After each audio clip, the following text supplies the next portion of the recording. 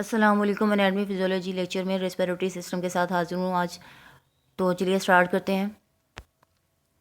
सबसे पहले तो हम देखेंगे पेज नंबर 104 पे physiological variations of vital capacity. Physiological variations मैं अक्सर बताती रहती हूँ कि ऐसी तब्दीलियाँ होती हैं बॉडी की नेचर में, बॉडी के बिहेवियर के अंदर, जो कि डिफरेंट फैक्टर्स की वजह से हो सकती हैं। वो हमारे जो है इंटरनल बॉडी फैक्टर्स भी हो सकते हैं और external environmental factors, atmospheric factors भी अफेक्टेड कर सकते हैं। तो इसकी वजह से क्या होता है कि बॉडी के बिहेवियर में या बॉडी के जो नेचर होती है उसमें चेंजेस आते हैं, तब्दीलियाँ आती हैं, उसको हम कहते हैं फिजियोलॉजिकल वेरिएशंस। अब यहाँ पे अगर हम फिजियोलॉजिकल वेरिएशंस बात करें वाइटल कैपेसिटी की, तो वाइटल कैपेसिटी भी हम देख रहे हैं कि वाइटल कैपेसिटी एक्चुअली हमने पढ़ी कहाँ पे थी। तो वाइटल कैपेसिटी आपने लंग्स की पड़ी है लास्ट लेक्चर में। और वाइटल कैपेसिटी में आपको बता दूं कि इसमें हम देखते हैं expiratory reserve volume, inspiratory reserve volume and उसमें हम देखते हैं कि जो इसमें टाइडल वॉल्यूम होता है। इन तीनों को हम क्या कहते हैं, वाइटल कैपेसिटी का नाम देते हैं। तो physiological variations of vital capacity में आ जाता है कि हमने लंग्स की कैपेसिटी देखनी है कि लंग्स के अंदर कितनी कैपेसिटी होती है और जो है वो बॉडी के ऊपर जो फैक्टर्स अफेक्टेड हो रहे होते हैं उसकी वजह से वाइटल कैपेसिटी में कितना चेंज आता है। अब यहाँ भी आ जाता है कि सबसे पहले हम बात करते हैं एज की, बात करते हैं। तो एज में जो है हम बात करेंगे चाइल्डहुड, ओल्ड एज और एडल्ट्स की बात करेंगे। और चाइल्डहुड में, बचपन में या हम बुढ़ापे की बात करें तो इनमें जो है वो वाइटल कैपेसिटी कम होती है as compare to normal adults. जो बालिग लोग होते हैं उनकी वाइटल कैपेसिटी अच्छी होती है एज़ कम्पेयर टू चाइल्डहुड और ओल्ड एज के, यानी कि बूढ़े लोगों में और चाइल्डहुड या फिर बचपन में। क्योंकि बचपन की बात करेंगे तो इसमें हम देखते हैं कि body surface area, body mass index जो है वो बच्चों का जो है वो कम होता है एज़ कम्पेयर टू एडल्ट्स। इसी तरह से ओल्ड एज की बात करें तो डिफरेंट जो मैकेनिज़म्स हमारी बॉडी में चल रहे होते हैं वो एज के साथ साथ जो है वो स्लो होना शुरू हो जाते हैं, जिसकी वजह से जो है हमारी मसल्स की कैपेसिटी भी उसी तरह से कम होती जाती है। इस वजह से ओल्ड एज में भी क्या होगा कि वाइटल कैपेसिटी लंग्स की जो है वो कम हो जाएगी। सेक्स की बात करते हैं तो सेक्स में हम जेंडर की बात करते हैं। जेंडर का मतलब है कि मेल और फीमेल की बात करेंगे। मेल जो होते हैं उनके अंदर vital capacity as compare to female अच्छी होती है। फीमेल में जो है वो 20% लेस होता है एज़ कम्पेयर टू मेल के वाइटल कैपेसिटी का लेवल। उसके बाद इसमें आता है कि हाइट की बात करें तो सेक्स में ये भी बताती चलूँ कि जो है हम अगर वॉल्यूम की बात करें तो जो ब्लड वॉल्यूम होता है वो फीमेल का जो होता है वो कम होता है और मेल का जो है वो वॉल्यूम ज़्यादा होता है, ज़्यादा गैसेस के एक्सचेंज की ज़रूरत होती है। ये भी फैक्टर जो है वो मैटर कर सकता है जेंडर के अकॉर्डिंग कि वाइटल कैपेसिटी फीमेल की क्यों कम होती है। हाइट हो सकती है, इसमें हाइट आती है greater the height more will be the vital capacity. अब अगर हाइट ज़्यादा होगी, अगर बॉडी मास इंडेक्स ज़्यादा होगा, सरफेस एरिया ज़्यादा होगा, तो क्या उसमें वाइटल कैपेसिटी ज़्यादा होनी नहीं चाहिए? उसमें भी वाइटल कैपेसिटी जो है वो ज़्यादा होगी एज़ कम्पेयर टू हाइट के, क्योंकि उनके ऑर्गन्स की लेंथ भी उसी अकॉर्डिंग होगी, वेट और लेंथ जो है। तो इस वजह से हाइट मैटर करती है वाइटल कैपेसिटी के लिए। एक्सरसाइज, आपने देखा होगा नॉर्मली भी अगर एक्सरसाइज करते रहें तो हमारा जो है उसमें मसल्स का जो है एक्सपेंड करने का लेवल जो होता है, कॉन्ट्रैक्शन रिलैक्सेशन का जो लेवल होता है वो ज़्यादा हो जाता है एज़ कम्पेयर टू नॉर्मल। तो एक्सरसाइज में हम देखते हैं कि एक्सरसाइज एक्चुअली किन लोगों के अंदर जो है वो एक्सरसाइज का लेवल जो है वो ज़्यादा होता है। तो एथलीट्स और स्विमर्स जो होते हैं, एथलीट्स के जो होते हैं ये रनिंग करने वाले, भागने वाले, और स्विमर्स का मतलब होता है कि पानी में तैरने वाले जो लोग होते हैं, इनकी जो वाइटल कैपेसिटी होती है ये ज़्यादा होती है एज़ कम्पेयर टू। कम करता है या नहीं करता? Vital capacity is increase in person who do exercise regularly. Vital capacity उन लोगों की जो है वो अच्छी होती है जो कि रेगुलरली एक्सरसाइज करते हैं। पोजीशन की बात आ जाती है। पोजीशन में हम बताते हैं कि vital capacity is greater at standing, at less in lying और स्लीपिंग पोजीशन। अगर तो हम खड़े हैं तो हमारी वाइटल कैपेसिटी जो है उसको ज़्यादा फोर्स लगाना पड़ेगी सांस लेने के लिए, ज़्यादा उसके अंदर जो है वो वाइटल कैपेसिटी जो है वो होती जाएगी। और अगर हम बैठे हुए हैं या हम लेटे हुए हैं, सो रहे हैं, तो हमारी वाइटल कैपेसिटी जो है वो उसी कंडीशन में जो है वो कम होगी। प्रेगनेंसी में होता है कि it is decrease in pregnancy. Vital capacity जो है वो प्रेगनेंसी के अंदर जो है कम हो जाती है। इसके साथ साथ आ जाता है अब डिफ्यूजन ऑफ गैसेज है थ्रू द रेस्पिरेटरी मेम्ब्रेन। अब अगर हम बात करते हैं गैसेज की डिफ्यूजन की, डिफ्यूजन ऐसा फिनोमेना कह लें, ऐसा प्रोसेस है जिसके अंदर जो है वो गैसेज मूव करेंगी हायर कंसंट्रेशन से लोअर कंसंट्रेशन की तरफ। और यहाँ पे जो प्रोसेस चल रहा है वो सिंपल डिफ्यूजन का प्रोसेस है, और सिंपल डिफ्यूजन के प्रोसेस में यहाँ पे हम प्रेशर ग्रेडियंट की बात करेंगे, जो कि मैंने आपको इस टॉपिक के स्टार्ट में ही बताया था कि इस टॉपिक के स्टार्ट में लिखा हुआ है कि इसमें जो इम्पोर्टेंट फैक्टर है वो प्रेशर ग्रेडियंट का है, और वो डिफ्यूजन के प्रोसेस में इन्वॉल्व है, और किस डिफ्यूजन के प्रोसेस में, सिंपल डिफ्यूजन के प्रोसेस में। और प्रेशर ग्रेडियंट भी हमने बात की थी कि प्रेशर ग्रेडियंट ऐसा ग्रेडियंट होता है जिसके अंदर हम डायरेक्शन के बारे में और रेट बताते हैं। किस चीज़ का रेट बताते हैं? गैसेस का प्रेशर का रेट बताते हैं कि कितना प्रेशर जो है वो इंक्रीज़ हुआ एक साइड से ट्रैवल करके या मूव करके दूसरी साइड पे जाने के लिए। इसमें दोबारा बता दूँ कि प्रेशर ग्रेडियंट ऐसी चीज़ है, हम इसमें डायरेक्शन और रेट बताते हैं किसका, प्रेशर का, किसे, हायर कॉन्सेंट्रेशन से लोअर कॉन्सेंट्रेशन की तरफ जो डेवलप हो रहा होता है। और यहाँ भी हम बताएंगे कि डिफ्यूजन हो रही होती है किसके अकॉर्डिंग, प्रेशर ग्रेडियंट के अकॉर्डिंग हो रही होती है। और डिफ्यूजन में भी हम यहाँ पे बात करेंगे, जस्ट सिंपल डिफ्यूजन की बात करेंगे। और अगर हम गैसेस की बात करेंगे तो हमें पता है कि हमारे लंग्स में जिन गैसेस का एक्सचेंज होना होता है वो ऑक्सीजन एंड कार्बन डाइऑक्साइड होती हैं। Oxygen and carbon dioxide moves across the respiratory membrane between the alveoli and the pulmonary capillaries by diffusion। आप सबको मैंने लेक्चर में काफ़ी डिटेल में ये बात बताई हुई है पहले से भी कि ऑक्सीजन और कार्बन डाइऑक्साइड जो हैं वो रेस्पिरेटरी मेम्ब्रेन और पल्मोनरी कैपिलरीज के दरमियान में जो है वो गैसेस का एक्सचेंज कराएंगी, क्योंकि हमें पता है गैसेस का एक्सचेंज एक्चुअली किन में होना होता है, लंग्स और ब्लड के दरमियान में होना होता है। तो लंग्स और ब्लड के दरमियान में हम देखेंगे कि लंग्स का कौन सा यूनिट है जहाँ पे जाके गैसेस के एक्सचेंज हो रहा है, ब्लड का कौन सा पार्ट है जहाँ पे जाके गैसेस का एक्सचेंज होगा।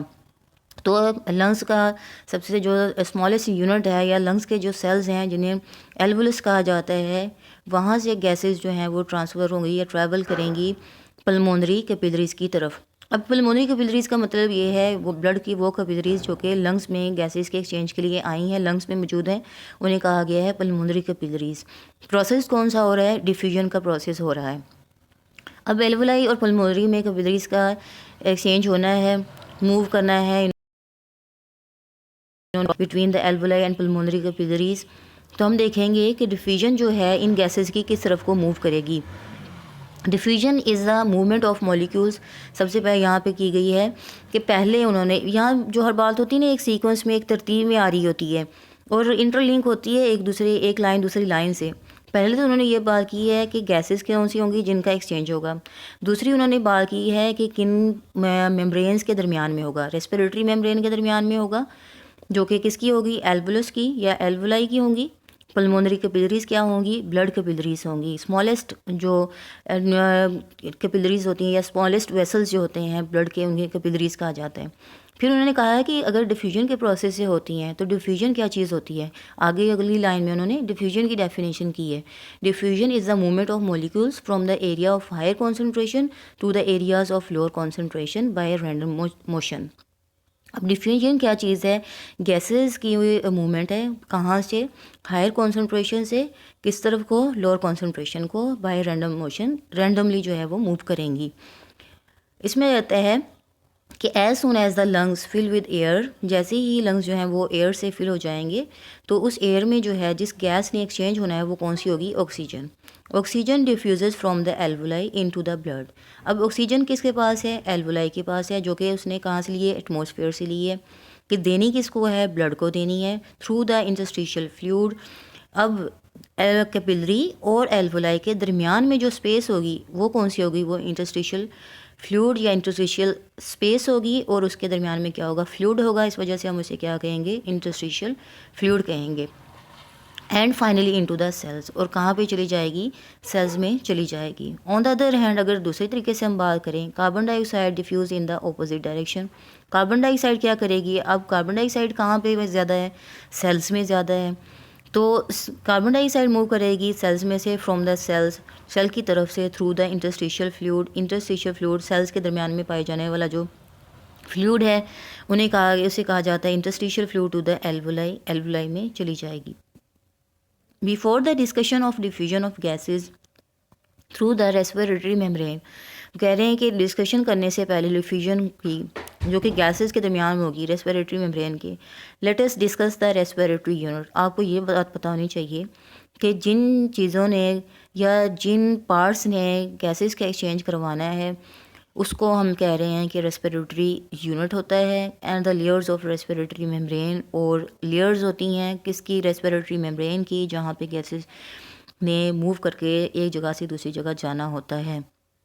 तो इसमें मैं बता दूं कि हमने इस पूरे पैराग्राफ में जो है याद करने वाली चीज़ जो है, जस्ट इसमें आपने ये याद रखना है कि ऑक्सीजन एंड कार्बन डाइऑक्साइड जो होती हैं यही दो गैसेस होती हैं जो मूव करती हैं अक्रॉस द रेस्पिरेटरी मेम्ब्रेन, क्योंकि हमारी कंसर्निंग गैसेस जो हैं जिसका कंसर्न है हमारा इस टॉपिक में वो ऑक्सीजन एंड कार्बन डाइऑक्साइड ही है।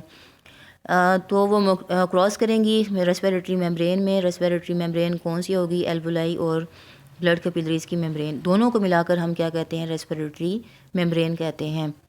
ये बात याद रखनी है कि रेस्पिरेटरी मेम्ब्रेन जो है वो किससे मिलकर बनती है, एल्वुलाई की मेम्ब्रेन और कैपिलरीज की मेम्ब्रेन दोनों मिलकर क्या कहलाती हैं, रेस्पिरेटरी मेम्ब्रेन, क्योंकि इनमें गैसेस का एक्सचेंज होता है बाय डिफ्यूजन।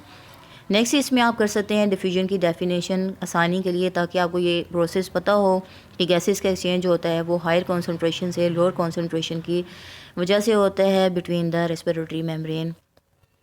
और उसके बाद इसमें आता है कि बाकी जो पैराग्राफ है उसमें जस्ट ये बात समझाने के लिए बताई हुई है कि गैसेस का एक्सचेंज जो होता है कि अगर हम बात करते हैं कि गैस जो है, ऑक्सीजन जो है वो कैपिलरीज़ के थ्रू चली गई है, बॉडी के सेल्स के पास गई है, तो कैपिलरीज़ में से पहले वो कहाँ जाएगी, इंटरस्टिशियल फ्लूइड में, इंटरस्टिशियल फ्लूइड से वो सेल्स में चली जाएगी। अब सेल के पास कौन सी चीज़ ज़्यादा है, कौन सी कॉन्सेंट्रेशन या कौन सी गैस की कॉन्सेंट्रेशन ज़्यादा है, तो उसके पास कार्बन डाइऑक्साइड ज़्यादा है। इस तरह कार्बन डाइऑक्साइड क्या करेगी, सेल में से निकलेगी, इंटरस्टिशियल फ्लूइड में जाएगी, इंटरस्टिशियल फ्लूइड से किस में चली जाएगी, कैपिलरी में चली जाएगी। इस तरह कैपिलरी क्या करेगी, इस गैस को जो है वो कहाँ तक पहुँचाएगी, थ्रू ब्लड जो है इसे पहुँचा देगी दोबारा से लंग्स में, कार्बन डाइऑक्साइड लंग्स के थ्रू चली जाएगी एटमॉस्फेयर में। इस तरह से गैसेस का एक्सचेंज होगा कि जो चीज़, जो गैस जिसकी कॉन्सेंट्रेशन जिस तरफ को ज़्यादा होगी वो वहाँ से मूव करके जाएगी हायर से लोअर की तरफ। अब इसमें हमने कहा था कि रेस्पिरेटरी जो मेम्ब्रेन है या हमने डिफ्यूजन का प्रोसेस डिस्कस करना है, तो उसमें हमें पता होना चाहिए, उन तमाम पार्ट्स के बारे में पता होना चाहिए जहाँ जहाँ से गैसेस ने एक्सचेंज करना है या मूव करना है। इसमें आ जाता है this is the unit where gas exchange takes place. ये वो यूनिट होता है जहाँ पे गैसेस का एक्सचेंज होना होता है। This is compose of the following structures, और ये मुख्तलिफ स्ट्रक्चर्स के मिलने से, मंदरजा ज़्यादा स्ट्रक्चर्स के मिलने से बनता है। सबसे पहले तो हम कहते हैं कि एल्वुलाई। एल्वुलाई क्या चीज़ होती है, collection of alveolus is called alveoli, के एक से ज़्यादा एल्वुलस जो हैं वो मिलकर क्या बनाते हैं, एल्वुलाई। एल्वुलाई एक्चुअली क्या होते हैं, ये टीनी पाउच होते हैं लंग्स के अंदर जो कि गैसेस का एक्सचेंज करवाते हैं।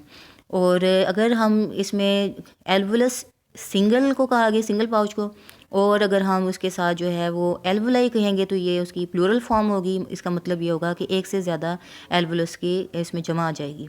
एल्वुलर डक्ट्स, एल्वुलर डक्ट्स क्या होती हैं, एल्वुलर डक्ट्स ऐसी टीनी डक्ट्स, ऐसी छोटी छोटी सी डक्ट्स होती हैं जो क्या करती हैं, हमारी जो एल्वुलर सैक होता है उसको यह कनेक्ट करवा देती हैं किसके साथ, ब्रोंक्यूल्स, रेस्पिरेटरी ब्रोंक्यूल्स के साथ। रेस्पिरेटरी ब्रोंक्यूल्स क्या चीज़ होती हैं, रेस्पिरेटरी ब्रोंक्यूल्स वो ब्रोंक्यूल्स होते हैं जिन्होंने हवा किसको देनी होती है, गैस किसको देनी होती है, एल्वुलर डक्ट्स को दे देनी होती है, और एल्वुलर डक्ट्स ने वो हवा जो है वो एल्वुलाई तक पहुँचा देनी होती है। एट्रिया क्या चीज़ होती है, एट्रिया एल्वुलर डक्ट का डिस्टल पोर्शन होता है, मतलब जहाँ पे एल्वुलाई जो होती हैं, एल्वुलाई की जो डक्ट्स होती हैं उसका जो डिस्टल पार्ट होता है, जो उसका आखिरी हिस्सा होता है, उसको हम कहते हैं एट्रिया कहते हैं। एल्वुलर सैक क्या होता है, एल्वुलर सैक जो होता है ये कलेक्शन ऑफ एल्वुलाई होती है। इसके अंदर जो है वो एक से ज़्यादा एल्वुलाई होती हैं, और उन एक से ज़्यादा एल्वुलाई जो मिलकर एक सैक बनाती हैं उसको हम एल्वुलर सैक का नाम देते हैं। Alveoli are about 300 millions of both lungs. Alveoli जो होती हैं दोनों लंग्स के अंदर कितनी होती हैं, ये एमसीक्यूज़ के लिए इंपॉर्टेंट है। Alveoli are about 300 millions of both lungs. Each alveolus has an average diameter of 0.2 millimetre. और वो कह रहे हैं कि एक एल्वुलस का, एक पाउच का जो डायमीटर होगा वो कितना होगा, 0.2 मिलीमीटर तक होगा। ये तो था आज का लेक्चर आपका।